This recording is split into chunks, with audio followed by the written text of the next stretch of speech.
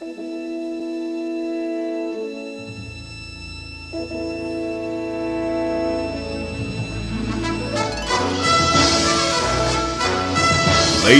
and gentlemen, you are listening to Moonkast Radio.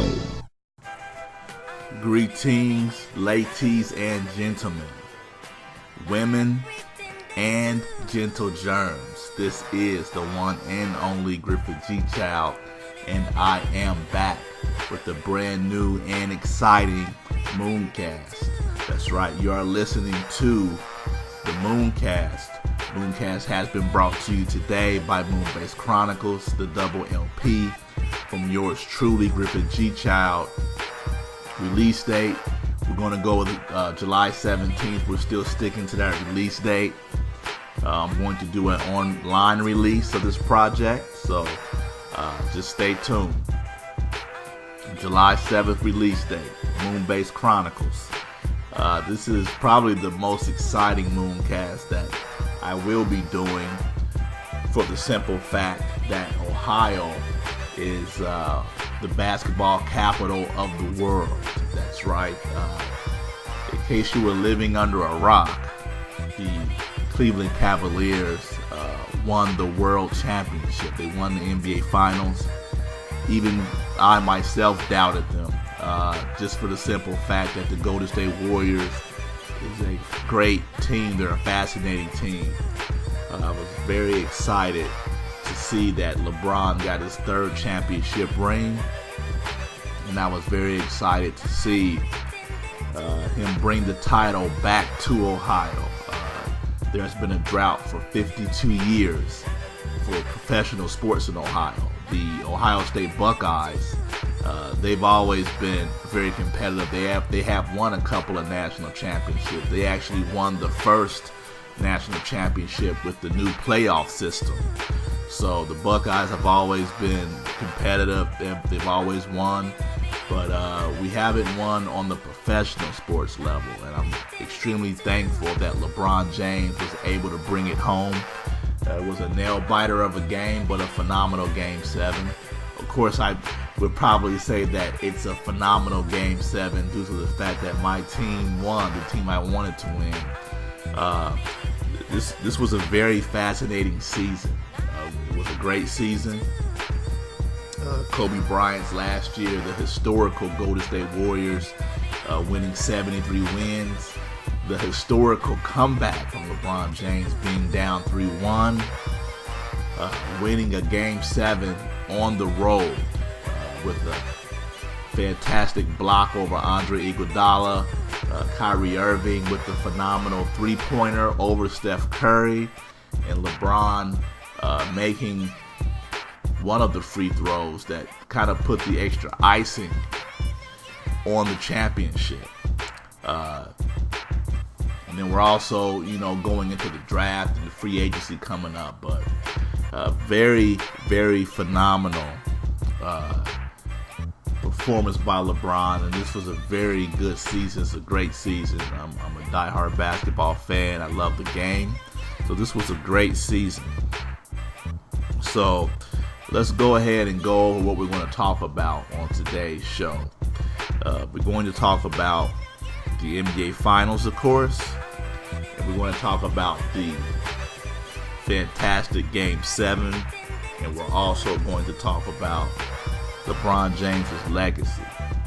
So those are the things that we're going to talk about. I'm probably going to do a second Mooncast after this one. I'm going to talk about the NBA draft. But I want to keep them on separate Mooncasts. Because the Mooncast can get long-winded, so I want to keep it broken up. But very phenomenal season. Of course, I am extremely happy with the results. I can't be more excited. The only thing that I wish is that I wish I could have been in Ohio during the championship parade and everything, but I am in Arizona. And so, I just had to watch from afar. But I'm very happy, very excited. Of course, when your favorite team wins the championship in the NBA, it basically puts the whole summer in perspective as far as going forward. The summer is like a magical summer, and as I also told you, I do have a child on the way, so this is a very spectacular summer. There's a lot of blessings. Also, the Moonkast Chronicles LP being on the way, it makes it very spectacular. So I'm truly grateful and thankful for all of these things. And I'm kind of speechless. I'm at a loss for words, because of course you have always cheered for LeBron since he came into the league, but then for Ohio to actually win is like, did hell freeze over? It's crazy. So this is very exciting. I'm glad you're here with me today. Once again, the Moonkast has been brought to you today by Moonkast Chronicles, the double LP from yours truly, Griffith G. Child. Release date July 7th, 2016. Online release. As far as physical copies, that's going to take a bit of time to get the physical copies together, but we're going to do an online release first. So, having said that, we want to take a quick pause for a station identification. Like I said, when I come back, we're going to talk about the NBA Finals first, Game 7, and we're going to talk about LeBron James' legacy. And so then we're going to get into the Golden State Warriors and things of that nature as well. And then, as I have spoken before, I know this is a week after the finals and a week after the NBA draft. Today is June 29th, 2016. By the time you hear this, it may be June 30th. So we're also going into free agency. But we want to talk about the finals, Game 7, LeBron James' legacy. And then we'll come back with another Moonkast and talk about the NBA draft. So, once again, I'm going to take a pause for a station identification, and I will be back with you shortly. Thank you for listening. The Moonkast has been brought to you today by Moonkast Chronicles, the double LP from yours truly, Griffith G. Child. New release date, July 7th, 2016. Once again, Moonkast Chronicles, new release date, July 7th, 2016. Also, you can now download the Moonkast from SoundCloud. Please use the SoundCloud app. You can download that app from the Apple Store on your iPhones, iPads, and also go to the Google Play Store on your Android phones and tablets. Search for Moonkast, M-O-O-N-K-S-T. Once again, M-O-O-N-K-S-T. Search for it.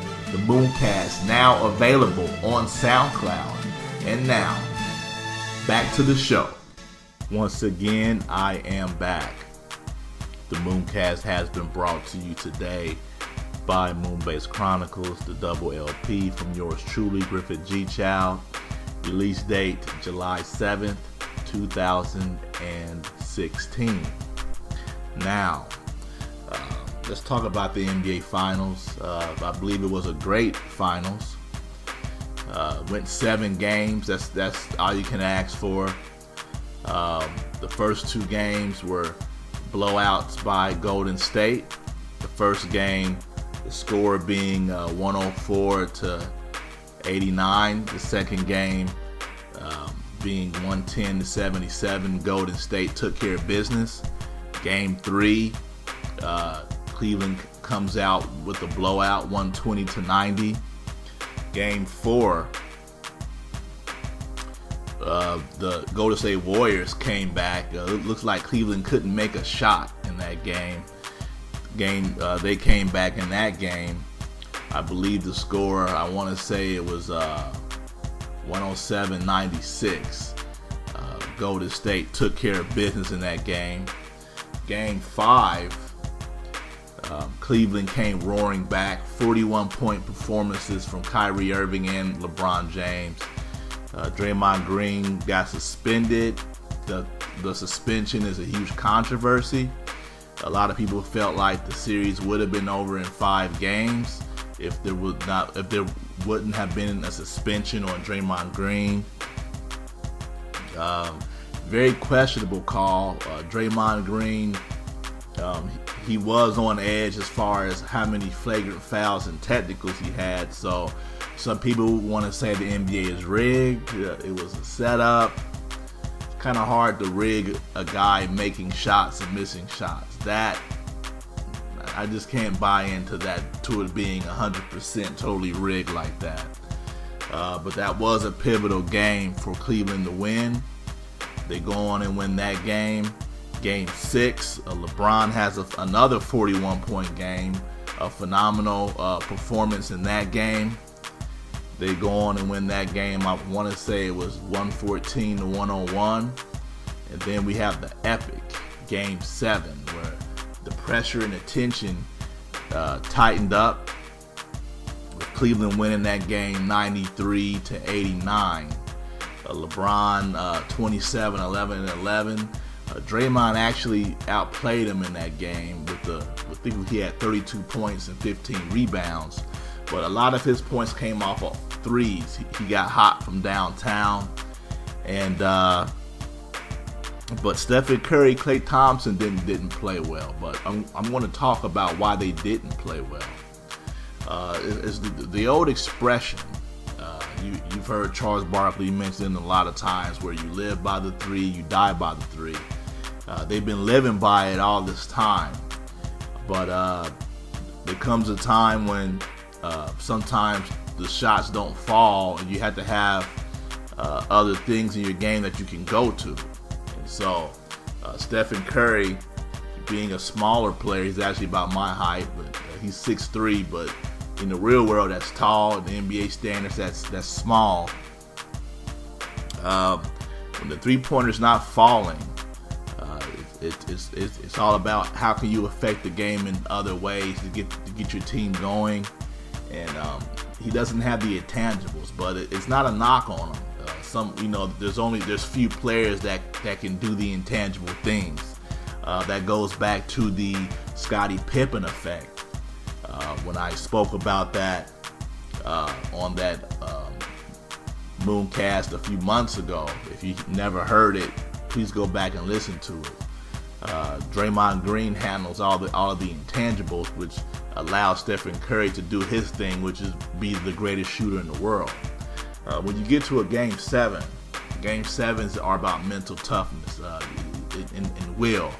I don't care much for analytics when it comes to the NBA Finals. Analytics, they do have a place in the game, and the numbers do tell you a lot. But when you're playing a Game 7, I've heard a lot of people say this, and I'll take this from Max Kellerman. He's a guy that I listen to, Max and Marcellus on ESPN Radio 710 in Los Angeles, 710 ESPN. He basically says when it comes down to a Game 7, usually the team that has the best player is going to win that game. So you pretty much have to throw out all of the analytics and all of the stats and the plus minuses. I don't really care for plus minus, that stat. The plus minus stat is when a player is on the floor, does he make the team better than when he's off the floor? So if you're in the negative, that means that you're not impacting the game. If you're in the positive, that means that you're impacting the game. The thing that I do not like about this stat is that, for example, LeBron James can have a low plus minus, where Kevin Love can have a higher plus minus, due to the simple fact that LeBron James has played more minutes. And I don't like that stat at all. I don't like plus minus at all, because there may be a player that is in the game with other players that the chemistry flows better, and that may cause his plus minus to be higher than whereas maybe you're going with a different lineup and the chemistry is not as good. So once again, I'm not really a fan of the plus minus stat at all. Getting back to the game, there was a 4-minute stretch toward the end of the game, about 4 minutes and 30 seconds, where Golden State, they actually got stuck on 89 and didn't score anymore at all. And so this actually takes you back to the Christmas Day game. Cleveland played Golden State on Christmas, and it was an 89-83 win for Golden State.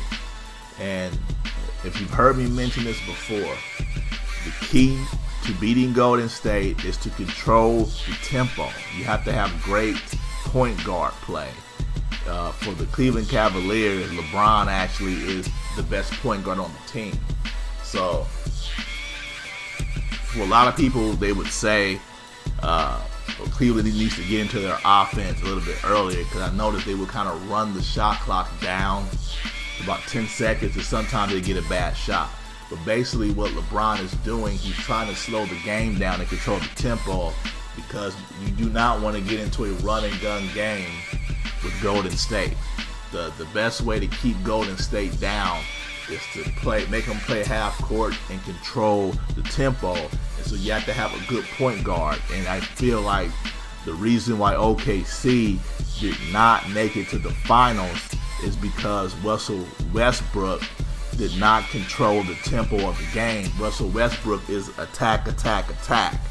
So I do not think he controlled the tempo of the game enough to win that series, because they had a 7-point lead in Game 7. They had another 8-point lead in Game 6. But you have to control the tempo. You have to slow the game down, and that takes a point guard. Okay, even though I got the lane, I can drive to the basket. Let me slow it down here and work the shot clock to see if we can get a good shot, and then take it to the basket. So those were some of the things that I saw in the finals, where LeBron would run out the shot clock, and it didn't look great, but he would run that shot clock down on purpose. That way we could get hopefully a good shot, but also slow the game down. So once the game becomes slower, then LeBron is better at controlling the game than any other player in the NBA. Also, I know you've heard the phrase hero ball, where you have a guy who just tries to take it and do his thing and goes one-on-one. I believe the first two losses that Cleveland suffered were due to the fact that they played the Toronto Raptors. The Toronto Raptors did not get them ready for the Warriors. Really, there's no team that can get you ready for the Warriors.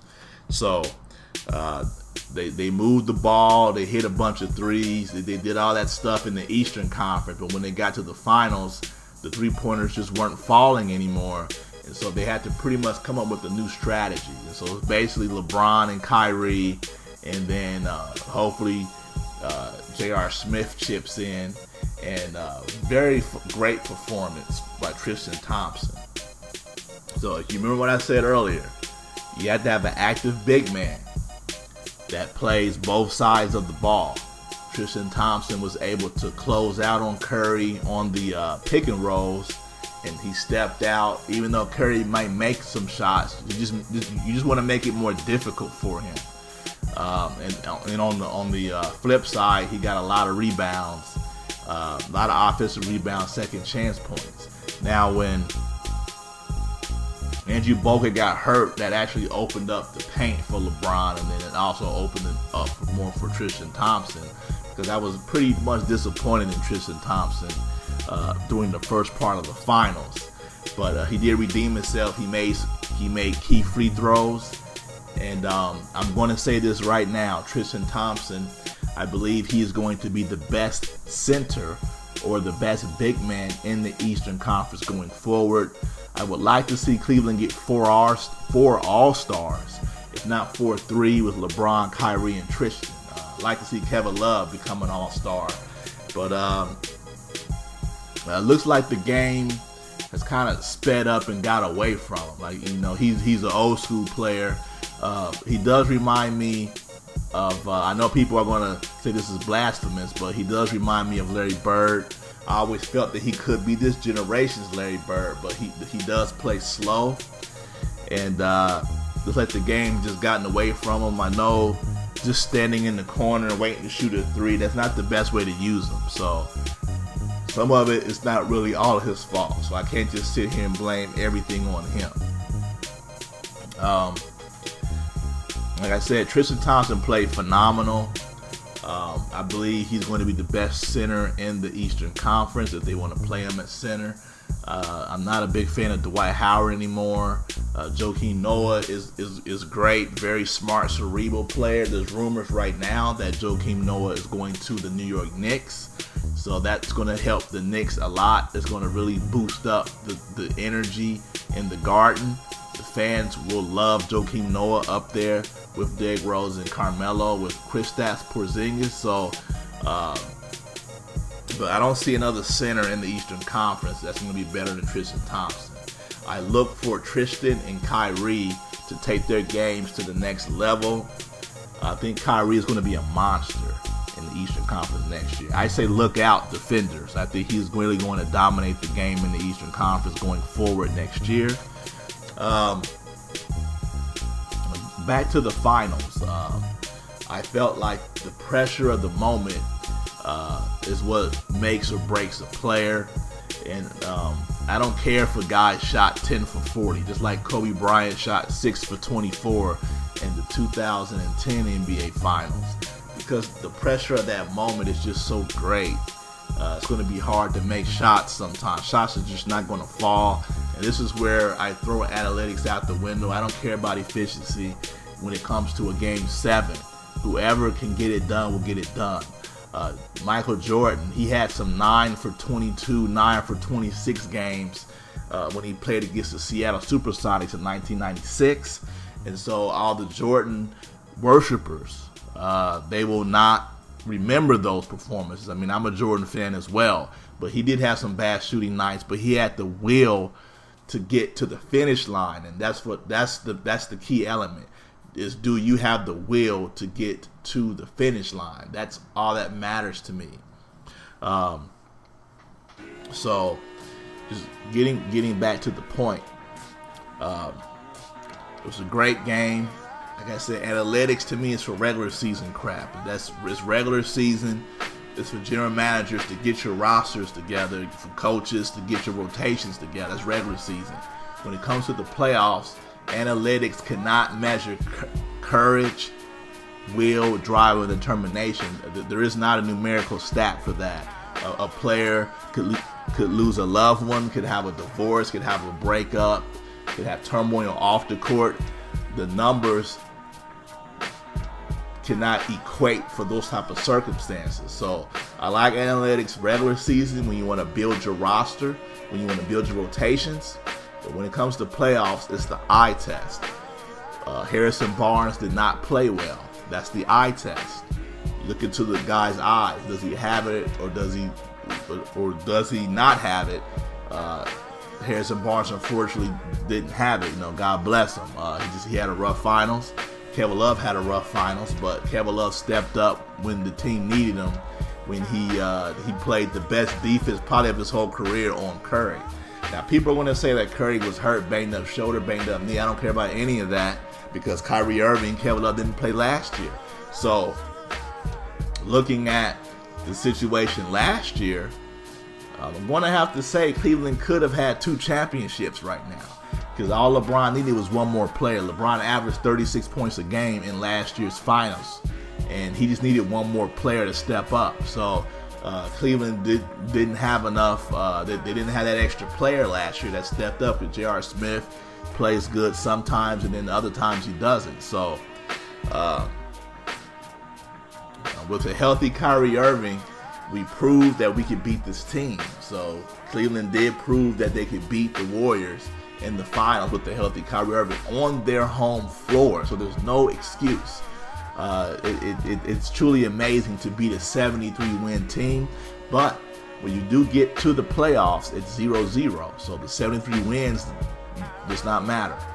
So I actually think if OKC would have been a little bit better as far as being mentally tougher on a few occasions, that Golden State wouldn't have even made the finals.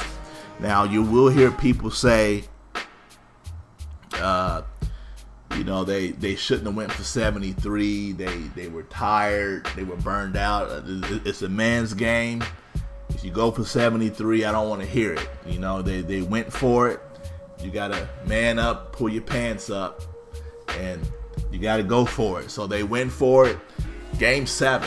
They just couldn't get it done. So I don't want to hear any excuses about players being injured or tired.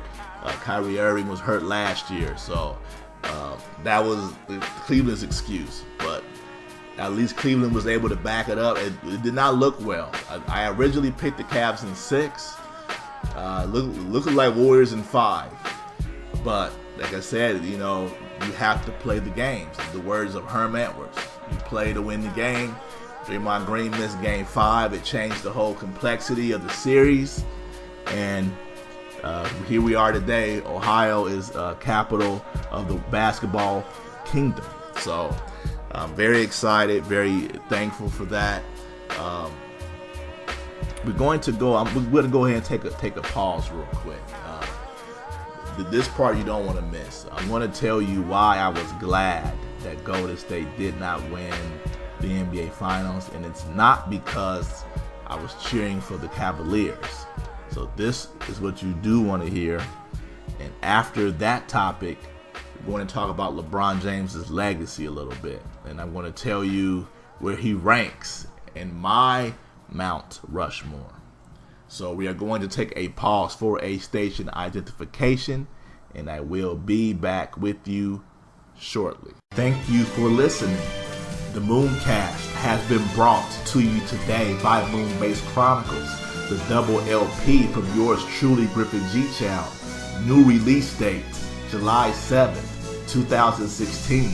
Once again, Moonbase Chronicles. New release date, July 7th, 2016.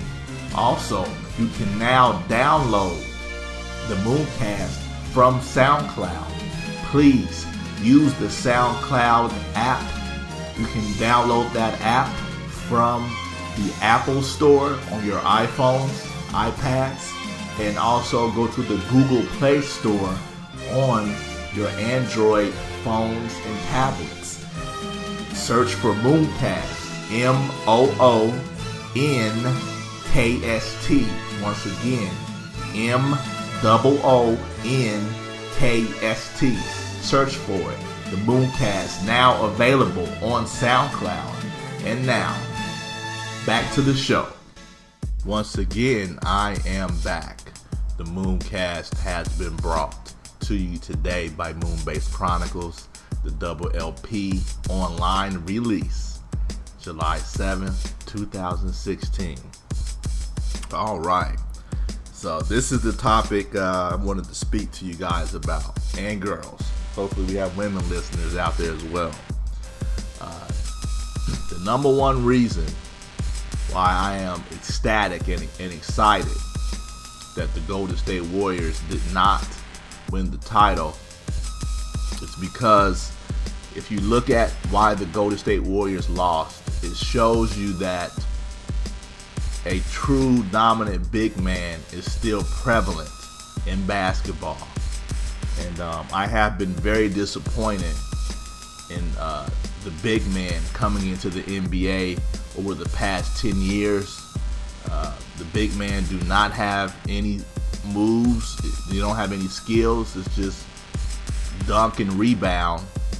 And very few of them can make free throws. And so by Golden State losing, I think this kind of showed you that small ball does work. But it still shows you that the big man is still necessary. If you look at Andrew Bogut, when he went down, that basically opened the whole lane up. So LeBron could do his thing, as well as Tristan Thompson just gobbling up rebound after rebound. So if you are a young big man, I know most young big men, they're starting to face the basket now, and they're shooting threes and doing a lot of those things. But I do feel like if you are a young big man, work on your free throws, work on your back to the basket moves, work on your pivot, work on your footwork. Because if you look at Karl Anthony Towns, he is the prototypical big man of the future, a guy who can shoot the three, can also shoot the jumper, as well as post up. He can do a little bit of everything, as well as Anthony Davis. So if you look at these guys, those are the guys. If you're a young player and you're 7 foot, you want to pattern your game after. If Andrew Bogut was in the series, even with Draymond Green being out, it still could have had an effect. As well as we started to see Andre Iguodala, his back started to act up, and he was having some back issues. And I understand, I had some back spasms myself about a month ago. But it shows you that the game still needs a dominant big man. I am a huge fan of Jahlil Okafor. I know his defense is not the best right now, but he is a 19, 20-year-old kid. I am a huge fan of Jahlil Okafor. I love to see a big man who can play with his back to the basket and go to work off the block. I also believe that a big man who can pass out of the double team will open up the floor for guards. And it could also add to easy buckets and easy shots for guards doing back screens and back cuts. As we saw, Bogut is a very good passer as a big man. I remember hearing Bill Russell say this once, that the center is kind of like the sun, and the other positions are like the planets revolving around them. Like I said, it showed you the importance of a big man. And if you want to be honest, in my opinion, one of the very first small ball teams, in my opinion, had to be the Chicago Bulls in the mid-90s. They had a lineup of Ron Harper, Michael Jordan, Scottie Pippen, Dennis Rodman, Tony Kukoc. They would go to that lineup where Rodman played center, and Rodman was probably like 6'6", 6'7". And so to me, that is one of the first small ball lineups. Golden State did not invent the small ball lineup. Steve Kerr knows this very well, and he implemented a lot of the system from the Chicago Bulls days, as well as the time he spent with Phoenix, as well as with the San Antonio Spurs. So that is the number one reason. And I feel like Golden State did draft a big man. I'm hearing they might get rid of Bogut because Bogut gets hurt a lot. I know Festus Ezeli, he didn't have a great finals either. But as a 7-footer, there's still a need for the good big man. The problem is the big men that they're not skilled enough to really play anymore. Now, of course, a lot of big men aren't used to coming out to the three-point line to defend, but Golden State showed you that your big man has to be agile and that your big man has to come out and defend all the way to the three-point line. So a guy like DeAndre Jordan, he does have the quickness and the athleticism. He can go out to the three-point line, and that's what I do like about DeAndre Jordan. What I don't like is that he doesn't have any go-to move. I don't think I've ever seen him take a jump shot. It's either layups around the basket or dunks. I don't think I've ever seen him take a jumper. So, as I've said, I've been very disappointed. If you look at the mid-90s, you had Patrick Ewing, you had David Robinson, you had Shaquille O'Neal, you had Rick Smits, you also had Arvydas Sabonis. And I know I'm missing some other big men, but those were kind of like your top big men. And there's nothing that Golden State could do with the small ball lineup to make the Houston Rockets say, we're not going to play Hakeem Olajuwon. That's not happening. Or the Spurs say, we're not going to play David Robinson. And actually, David Robinson will probably be even better in today's game because of the way he ran the floor back then. If you ever watched David Robinson back in the 90s, he runs the floor. I know you've heard the phrase that a player runs the floor like a gazelle. I know you've heard that phrase a million times. But he ran the floor great. And so there's no way that a team is going to say, we're not going to play Patrick Ewing. We're not going to play Hakeem Olajuwon. That's not happening. That is not happening. So I like to see. It's kind of too late for the guys already in the NBA. Because once you've been in the NBA for 6-7 years, that's kind of who you are. Dwight Howard, I think he's too stocky in the upper body. And I spoke about that back in December of earlier Moonkast. I think his upper body is too stocky. So I don't think he can be a great offensive player. It's too much stocky upper body. If you look at some of the greatest players to play the game, they were muscular, but not overly stocky. Like you look at Kareem, he was slim and agile. He did Pilates, he did yoga. The skyhook was an elegant, beautiful shot. You look at Hakeem Olajuwon, of course muscular but slim. Dave Robinson muscular but not overly muscular. That does affect your shooting form and your shooting technique if you lift too many weights. And I do believe that the reason why LeBron misses a lot of free throws is that he uses too much arms, and the arms are too stocky, and I believe that causes him to miss more jumpers because of that. So if you want to be a great shooter, look at Klay Thompson, Stephen Curry. Not all the running around behind the back crossovers. Look at the form and look at the release, and you can see what makes a great shooter great. And you look at guys that don't make a lot of shots, you can see that the form and the release is not as accurate as it needs to be. And so you have to know how to put on weight, but not overly do it, because it can affect your release, it can affect your technique. So, like DeAndre Jordan, Dwight Howard, it may be too late for them to kind of develop some of those other elements of the game, and so it's going to be about the big man coming up.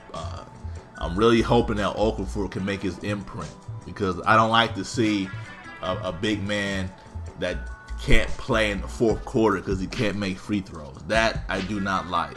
So I do want to see the big man be skilled and make free throws. Now I understand Shaquille O'Neal. He's kind of an exception to me because I think his hands were just so large that the basketball was kind of like a golf ball to him, and I think that affects your shooting. But when you look at guys like Rajon Rondo, now he has large hands as well. Guys like Andre Drummond. I mean, these guys should be able to make free throws. So now Andre Drummond is young, so hopefully he can make free throws. So we're going to go ahead and switch off of that. But like I said, the big man, if the right young players develop their games, the big man can make a strong comeback. But it's up to the young guys. I said Dwight Howard and these guys, they've already been in the league. It's up to the young guys to come in and work on their games. So we're going to go ahead and talk about LeBron James's legacy real quick. This is my Mount Rushmore. In my opinion, LeBron James is a top 5 NBA player in the history of the game. And the reason why I say that is because a lot of your all-time great players aren't asked, or they weren't asked to do the things that he is asked to do. I'll say it one more time. I believe that LeBron James is a top 5 player for the simple fact that the things that he is asked to do, a lot of other great players weren't asked to do. And for example, 2013, playing the San Antonio Spurs,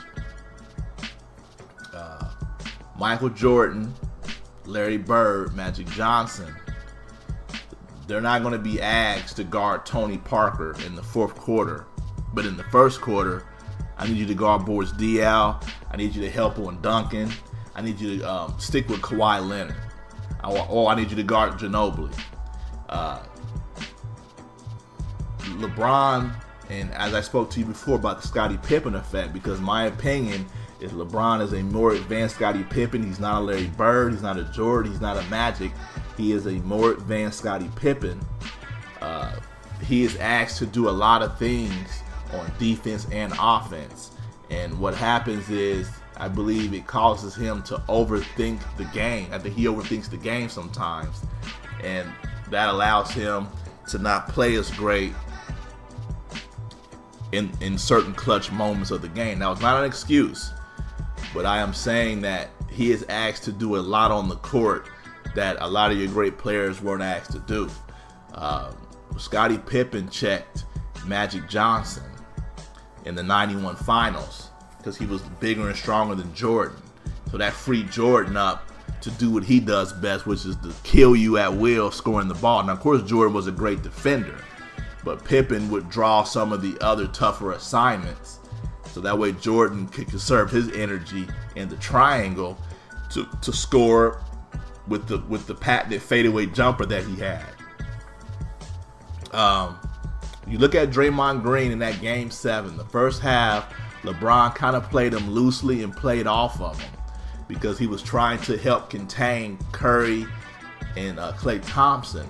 But when in the second half, you saw how he locked into Draymond Green.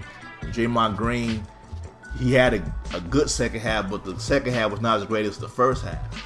You also saw in games 1 and 2 when Draymond Green got off, Golden State would really kill you. But in games 3, Draymond didn't play good. He didn't play that great in game 4. Of course, he missed game 5, and he didn't play great at all in game 6. So there's not many players that you're going to have, okay, guard the power forward. Okay, but when fourth quarter comes, I need you to check the point guard. There's not a lot of guys that can do that. Also, in the Golden State series, towards games 5, 6, and 7, Cleveland figured out that whoever Curry was guarding, that's who they would get on the switch on the pick and roll. So Kyrie would draw the switch, so Curry had to guard Kyrie, or LeBron would have to guard Curry, or Curry would have to check LeBron rather. So those were some of the keys to beating Golden State. And so this is the thing I always say. You can have one great season in the NBA, but this is my phrase. Beware of having a good season, because next season the tapes are out.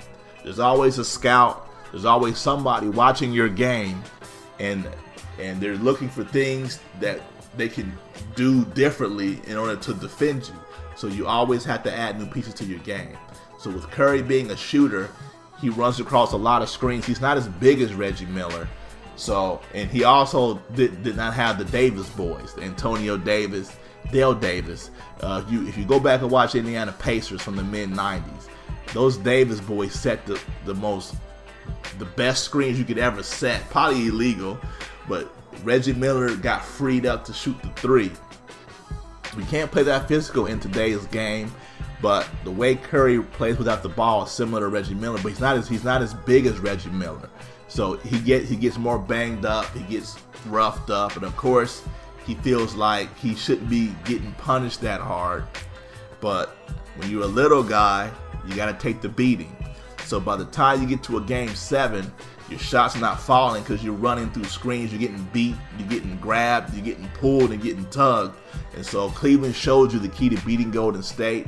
And to me, I don't see Golden State making the finals next year. I think if Kevin Durant stays in OKC, that OKC will be the cream of the crop in the West. And right now, the Eastern Conference, they're not getting their weight up out east. The Eastern Conference is the Knicks are trying, but teams aren't doing enough. And so we're going to talk about that in a whole nother show. But I see Cleveland making it back, barring injury. But getting back to the LeBron James legacy argument, Larry Bird, phenomenal. Because I'm being honest, I had a hard time putting LeBron above Larry Bird. Because Larry Bird was phenomenal, fantastic. So I couldn't put LeBron above Larry Bird, but I had to say, hey, LeBron has to go ahead of Larry Bird. He has to go. And so I'm putting LeBron ahead of Larry Bird as the best small forward ever. And to me, that puts LeBron in the top 5. Just for the simple fact, Jordan, of course, maybe when Jordan was younger, it wasn't an issue. But as Jordan got older, in the mid-30s, of course, LeBron's still not in the mid-30s, but he has played as many years as Jordan, almost. That Jordan had problems with little guards. Like Iverson, we all saw Iverson cross him up. Jordan had problems with smaller guards. So Pippen would check a lot of those other players if Jordan had a problem. Of course, Jordan was older, so I'm not going to take that. I'm not going to put that knock on Jordan. Also, Larry Bird was not a great defender, and so I'm putting LeBron above Larry Bird for the simple fact of his defense. Larry Bird is in the infamous highlight of Jordan crossing him up, dropping 63, where Jordan fouled out, I think, 3 or 4 different Boston Celtics players. And so I have to put LeBron above Larry Bird, but he had to win this 3rd ring because they're both tied for 3.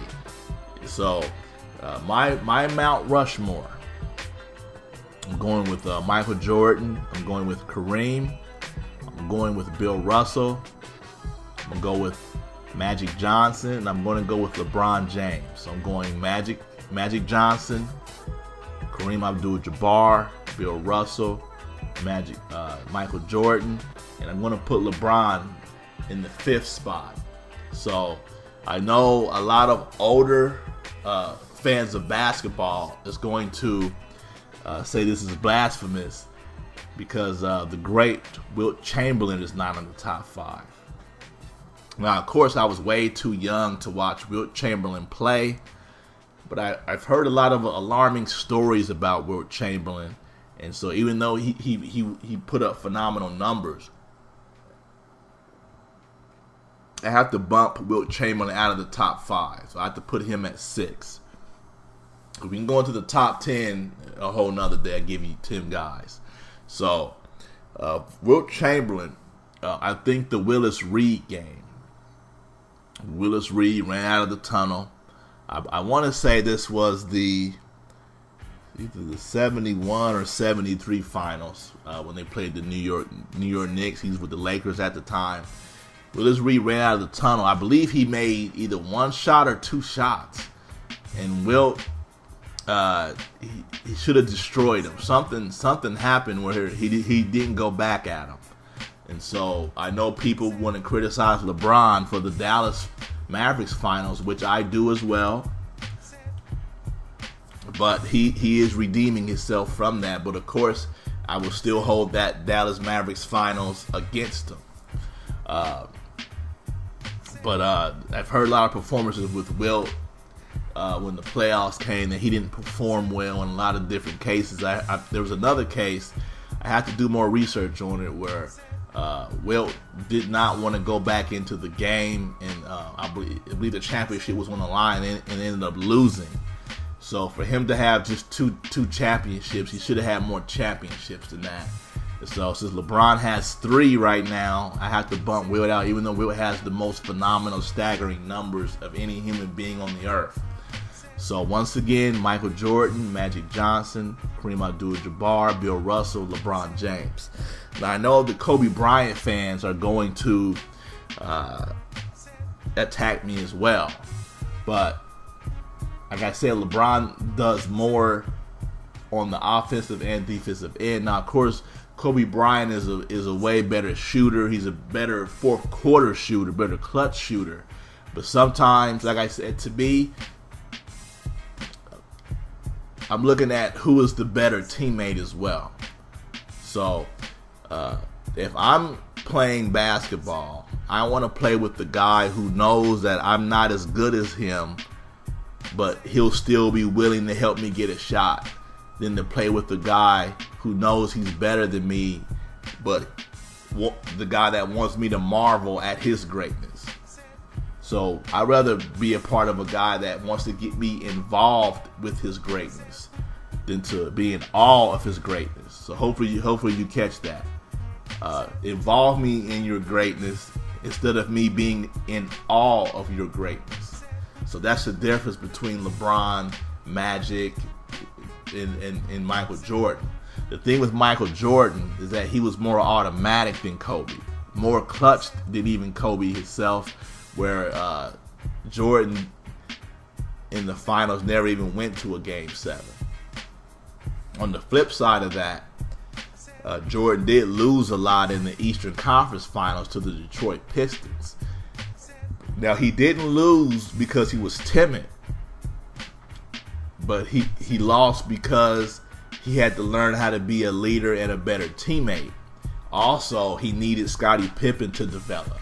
But in order for Scottie Pippen to develop, he had to learn how to be a great leader and to be a great teammate so that Scottie Pippen would develop. Now, a lot of people are going to say that Jordan made Pippen. I don't think a man can make another man. If you're saying that you made this man, that means that you're God. No human being on this earth is God. But I believe that Scottie Pippen, in his own right, had the drive and determination in him, and through Jordan, he learned how to tap into what he would be good at, which was being, one of the best defenders ever. I think he's a top 3 defender in NBA history, Scottie Pippen.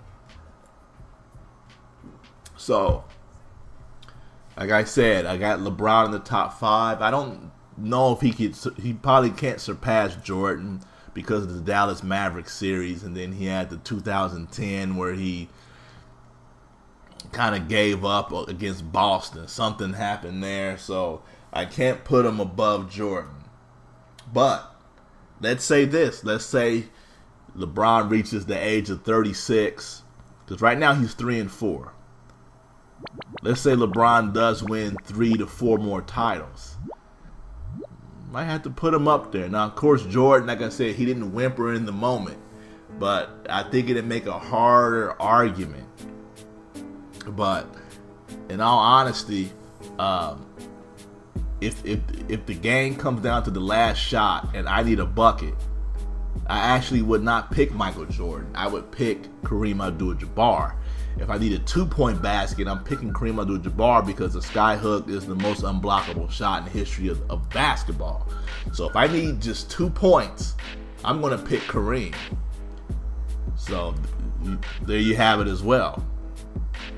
So once again, Magic Johnson, Kareem Abdul-Jabbar, Michael Jordan, Bill Russell, and I'm putting LeBron up there. Now, of course, you have the great Tim Duncan, but as I said, LeBron does more for his team to win, and I do not feel that all championship rings are created equal. So even though Kobe has 5, I think LeBron is a better teammate. And I do feel that if you give LeBron James the 2000 Shaq, that they probably would have won 5 championships instead of just 3. They'd have won more. And I feel like they would have won more. They probably would have won that 99 title that the Spurs won. But LeBron wasn't ready for the NBA yet. But the way LeBron caters to his teammates, he's never played with a teammate as dominant as Shaq. I think they'd have won more titles than just the 3 that he won with Kobe. So, once again, LeBron's top 5, and I'm happy with that. And so anything LeBron does after this is just going to keep him in the top 5. It's going to cement his legacy as being a top 5 player of all time. So pretty much there you have it. I know this was a long-winded segment, but I just want to thank you guys for listening. Like I said, this is the first part of the Moonkast. I want to do a second part, but to be honest with you, what I'm going to do, I'm probably going to see if I can watch some Summer League games, because the NBA Summer League is coming up July 4th. So I'm not going to talk specifically about the NBA draft just yet. Give me a few weeks on that. So it'll probably be after the 4th of July. Once again, I am expecting a new child. So it's supposed to be a baby boy. So we do have a lot of things on my plate, as well as the album getting released. So give me a few more weeks. Let's say, I'm gonna say July 15th. I know I was supposed to come back at you guys during the finals, but like I said, the finals were so phenomenal. I didn't know if I would be laughing during the Moonkast, which I am right now, or if I would be crying during the Moonkast if the Cavaliers would have lost. So give me 2 more weeks. Let's go July 15th. We're going to talk about the NBA draft. We're also going to talk about some of the things that I'm seeing in the summer league, because I got a lot of stuff to talk about with the Philadelphia 76ers. I mean, there's a lot of great stuff going on, but it's got to give me some more time here to get everything together. For all those who know, I'm a diehard, huge Ben Simmons fan. The 76ers got the number 1 pick, so the Philadelphia 76ers, it will be a team that I will keep my eye on. I'm very excited about the 76ers. So, once again, just thank you for listening. I'm very happy and I'm very delighted that you have decided to listen today. The Moonkast has been brought to you today by Moonbase Chronicles, the WLP, from yours truly. Online release July 7th, 2016. Now, when I do release this, it may not be the whole album, it may be the whole album, but you will start to hear the actual songs, and I will do a album release party. I'm going to do an online release party. I'm going to talk about the album online, talk about all the songs and what all the songs mean. So, like I said, thank you for listening. Very excited and glad that you decided to partake in this show today. Stay tuned. We're going to talk about the NBA draft. But like I said, the best way to talk about the NBA draft and to give out draft grades is to at least watch some summer league games. Because people give out, of course, because you're in the media. So if you're going to give your draft grades out right after the draft, I don't like this guy, I hate this guy. But if you can at least see the guy play a little bit in summer league, if possible, that'll help. Also, we have the big summer Olympics coming up in Rio de Janeiro, down in Brazil. So we do have the men's Olympic team, so I can go over some of those players with you as well. So, like I said, thank you for listening, and I'm going to sign off for now, and I will be back with you, like I said, 2 weeks. So we're going to go with July 15th. God bless and thank you. Stay tuned for more.